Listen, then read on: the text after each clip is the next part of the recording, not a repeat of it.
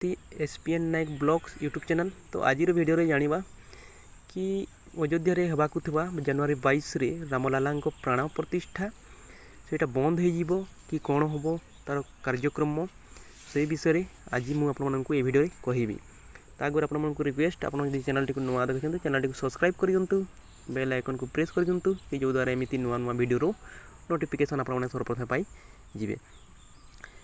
तो फ्रेंड्स बंद हो कि राम प्राण प्रतिष्ठा कार्यक्रम इलाहाबाद हाईकोर्ट को बड़ निष्पत्ति। जनवरी 22 रे अयोध्या रे रामलाला प्राण प्रतिष्ठा समारोह उपर प्रतिबंधक लगाइबा पीएल दाखल करिथिबा इलाहाबाद हाईकोर्ट बड़ निष्पत्ति नहीं।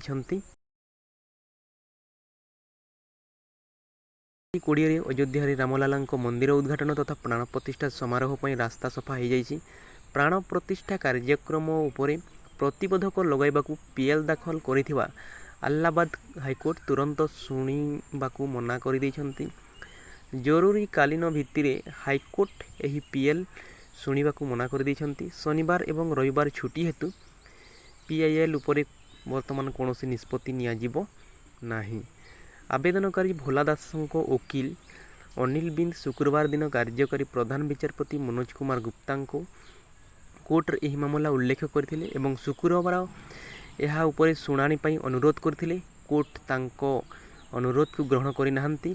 यह पूर्वरु बुधवार मध्य कोर्ट यह उल्लेख को अनुमोदन करि नथिले। वास्तव में गाजियाबाद भोला दास पीएल दाखल करथिले जेउथिरे से नरेंद्र मोदी हाथ में प्रभु राम प्राण प्रतिष्ठा उपरे प्रतिबंधक लगाइबाकू दाबी करथिले। सेहीपरि याचिकारी शंकराचार्य आपत्ति दर्शाई प्राण प्रतिष्ठा समारोह सनातन परंपरा को विरोध करुवा कहुछि। पीआईएल रे कहुछि 2024 लोकसभा निर्वाचन रे लाभ पाइबा पई बीजेपी एही कार्यक्रम आयोजन करुछि। याचिकारे यह कहुछि जे प्राण प्रतिष्ठा कार्यक्रम को शंकराचार्य मध्य आपत्ति रही। पौष मासरे कौनसी धार्मिक कार्यक्रम आयोजन करा जाई नहीं। यह कहुଯାଇଥିଲା जे मंदिर एपर्यंत असंपूर्ण रही। कौनसी देवादेवी को एक असंपूर्ण मंदिर रे प्रतिष्ठा करिबा भूल। यह व्यतीत एही कार्यक्रम रे प्रधानमंत्री एवं सीएम योगी को अंशग्रहण संविधान विरुद्ध। जनवरी 16 रे एही आवेदन करा जायथिला। एही आवेदन रे एही कार्यक्रम को केवल निर्वाचन स्टंट कहुला।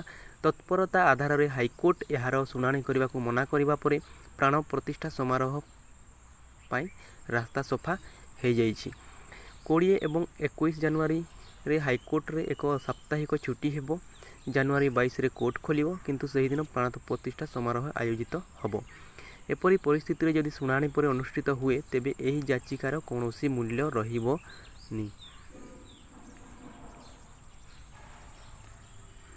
तो फ्रेंड्स ये थिला आप शुणी ने आपण जो आपने भावुले कि बंद हो कि राम प्राण प्रतिष्ठा कार्यक्रम। तो फ्रेंड्स बंद हेनी कौन प्रकार आपड़ी जाऊँच निहाती जातु देखने केमी लगुच अयोध्यार भव्य श्री राम मंदिर आपण भ्रमण कर आसतु देखी आसतु केमी लगुच। आई होप कि आपको यही छोटिया नोटिफिकेशन टी भल लगी। जदि वीडियो टी भल लगा वीडियो को लाइक शेयर कमेंट करदे।